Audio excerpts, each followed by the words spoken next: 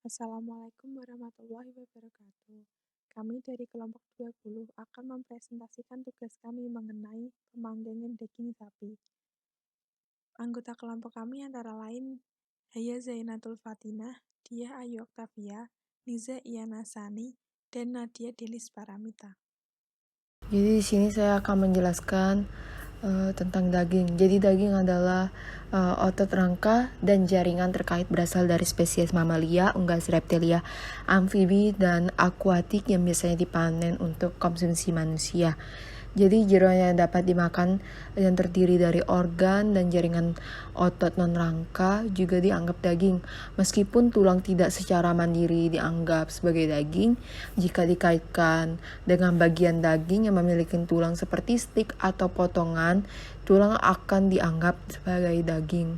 Lebih lanjutnya, daging sapi memiliki warna merah terang, tidak pucat dan mengkilat.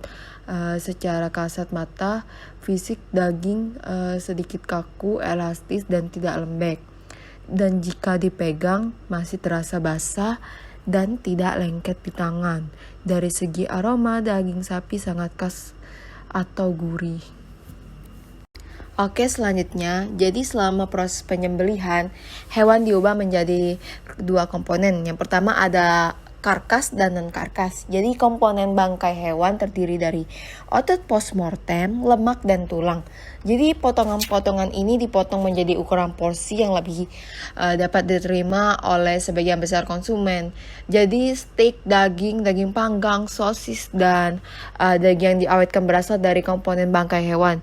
Jadi komponen non-karkas seperti komponen karkas selanjutnya dapat dibagi menjadi bagian yang dapat dimakan dan tidak dapat dimakan.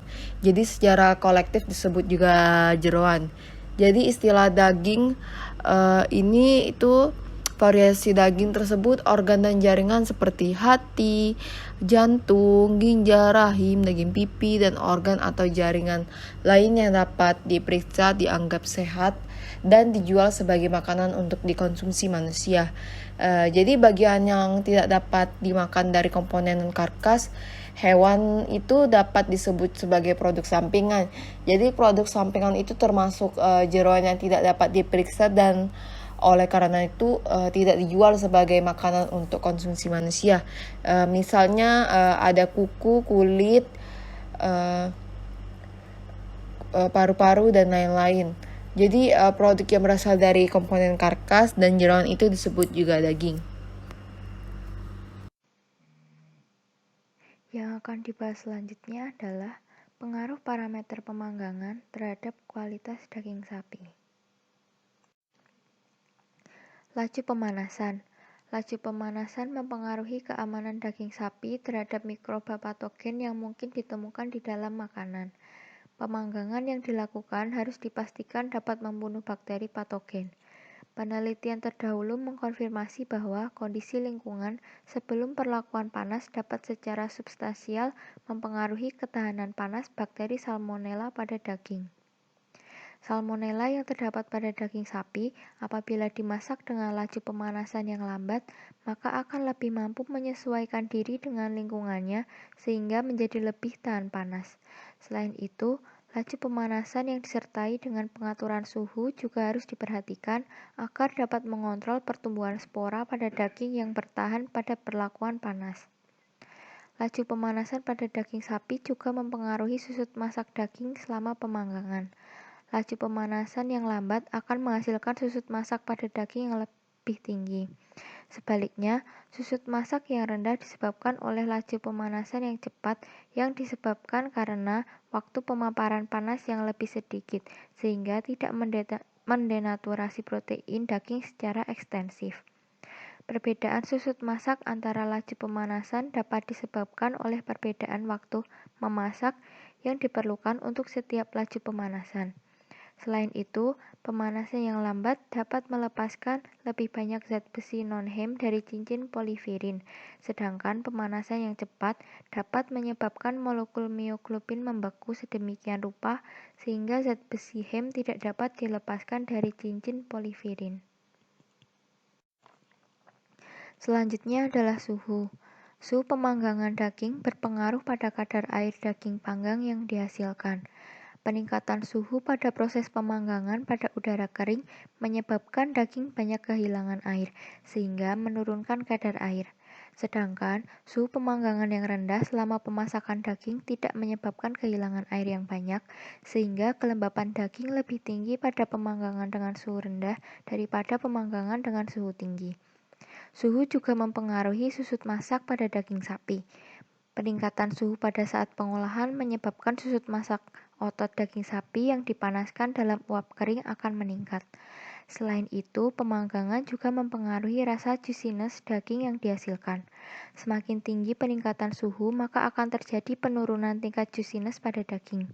Sebaliknya, dengan suhu yang lebih rendah, maka tingkat juiciness daging tidak banyak mengalami penurunan.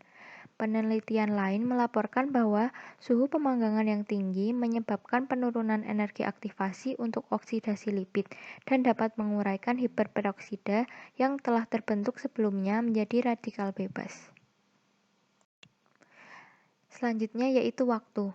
Waktu pemanggangan daging sapi berpengaruh pada terjadinya susut masak daging yang dihasilkan. Susut masak dengan skor paling tinggi dapat terjadi pada daging dengan waktu proses pemanggangan yang lama. Sedangkan pada waktu pemanggangan yang lebih singkat akan mengalami susut masak yang lebih rendah. Selain itu, waktu pemanggangan yang lama dapat menyebabkan daging kehilangan juiciness yang akan dihasilkan selama pemanasan. Jus yang dihasilkan daging pada waktu pemanasan tersebut terdiri dari air yang mengandung miofibril atau protein sarkoplasmik, kolagen, lipid, garam, polifosfat, komponen aroma, dan sebagainya. Tingkat kehilangan lemak pada daging selama pemanggangan juga akan meningkat seiring dengan peningkatan lama waktu pemanggangan.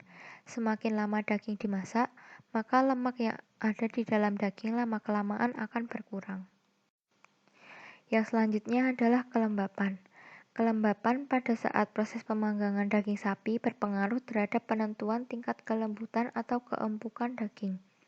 Penambahan kelembapan pada saat proses pemasakan merupakan salah satu cara untuk meningkatkan proses standarisasi daging. Kelembapan terbukti berperan dalam pemecahan protein, khususnya pelarut kolagen yang sangat bermanfaat dalam pemasakan daging yang lebih keras. Kolagen yang dimasak pada suhu di atas 70 derajat Celcius dalam waktu yang lama dapat terdenaturasi dan akan mulai menjadi gelatin yang dapat meningkatkan kelembutan. Penambahan kelembapan juga dapat meningkatkan kecepatan memasak daging sapi. Selain itu, juga dapat meningkatkan efisiensi proses pemasakan tanpa mempengaruhi atribut kelembutan. Kelembapan yang tinggi juga dapat memungkinkan terjadinya penurunan durasi waktu memasak tanpa mempengaruhi kesegaran. Sumber lain menyebutkan bahwa penambahan uap air ke dalam oven selama pemanggangan dapat mengubah profil suhu ruang dan permukaan daging sapi, sehingga dapat berpengaruh terhadap kualitas daging. Dengan meningkatnya kelembapan, maka ditemukan proses oksidasi lipid pada daging, sedangkan oksidasi protein tidak terpengaruh. Peningkatan kelembapan juga mendorong pembentukan aldehida dan alkohol yang mudah menguap. Yang terakhir yaitu nilai pH. Nilai pH pada daging sapi dapat menentukan tekstur daging setelah dipanggang. Kisaran nilai pH 5,8 sampai 6,3 merupakan kisaran pH pada daging yang memiliki tingkat kelembutan paling keras. Salah satu penelitian menyebutkan bahwa aktivitas proteolitik diferensial bertanggung jawab atas hilangnya ketangguhan daging pada kisaran pH tertentu. Daging sapi dengan nilai pH tinggi menunjukkan terjadinya aktivitas protease yang netral, yaitu kalpains, sedangkan pada pH yang rendah terjadi peningkatan katepsin. Nilai pH menengah tidak optimal mempengaruhi kalpain dan katepsin yang dapat menghasilkan tingkat pelunakan daging sapi terendah selama pematangan. Daging sapi dengan nilai pH di atas 6,4 akan lebih empuk daripada daging sapi dengan nilai pH di bawah 6.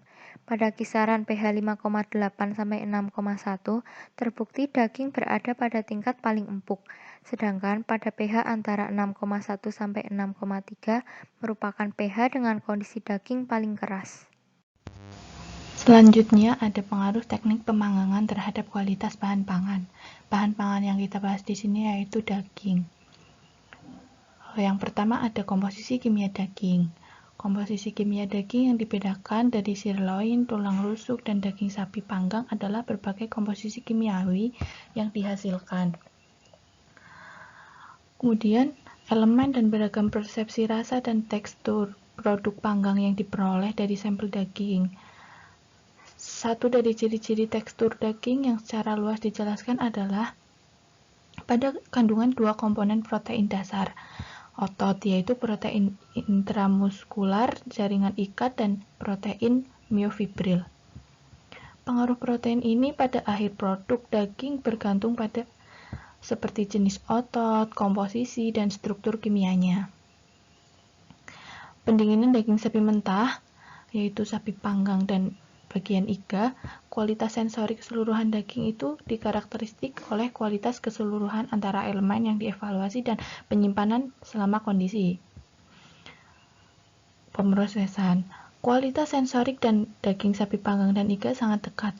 Karakteristik sensorik sirloin bakar jika disimpan selama 15 hari akan optimalisasi parameter pemrosesan termal serta waktu penyimpanan dalam kondisi pendinginan akan mendapatkan daging panggang yang memiliki kualitas sensorik keseluruhan yang tinggi dengan kandungan yang rendah. Yang kedua ada sifat sensorik daging. Dalam sensorik sampel daging sapi, antara lain ada rasa, bau, dan tekstur. Intensitas bau sangat bergantung pada waktu penyimpanan dalam kondisi pendinginan dan akan meningkat pesat setelah penyimpanan daging. Intensitas bagian besar bau meningkat dalam suhu pemanggangan yang lebih tinggi. Mengenai rasa yang dievaluasi, intensitas ciri kualitas rasa sangat bergantung pada waktu penyimpanan daging, kondisi penyimpanan sebelum proses pemanggangan. Persepsi dari semua pakar rasa meningkat secara signifikan setelah penyimpanan dingin daging. Intensitas rasa kosong, pahit, dan daging akan semakin meningkat pada suhu yang semakin tinggi memanggang. Apa yang dihasilkan pembentukan permukaan bagian daging akan terlihat lebih kosong. Tekstur daging berubah sesuai dengan lamanya penyimpanan. Penyimpanan daging mentah dalam kondisi dingin mengakibatkan peningkatan kesegaran daging sapi. Kesegaran daging yang secara signifikan lebih tinggi diperoleh dengan memanggang. Perpanjangan waktu penyimpanan dingin dengan penerapan suhu pemanggangan yang lebih rendah terhadap daging sapi panggang. Kemudian yang ketiga ada cara pemanggangan.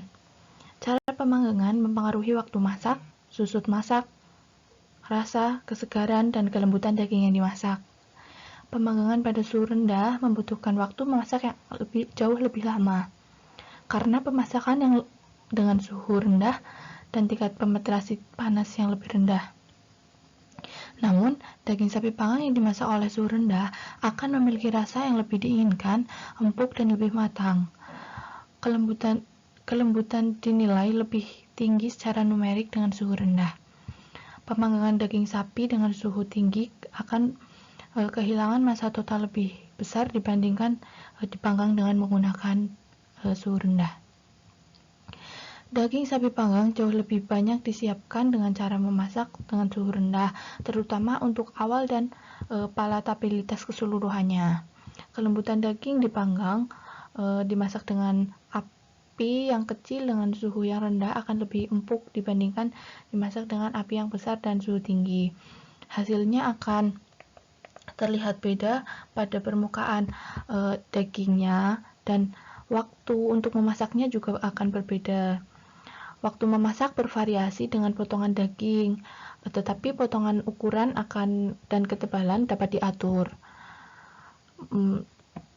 Kemudian dalam pemanggangan ini membutuhkan waktu lama untuk mendapatkan daging yang diinginkan. Sekian video pembelajaran dari kelompok kami. Terima kasih.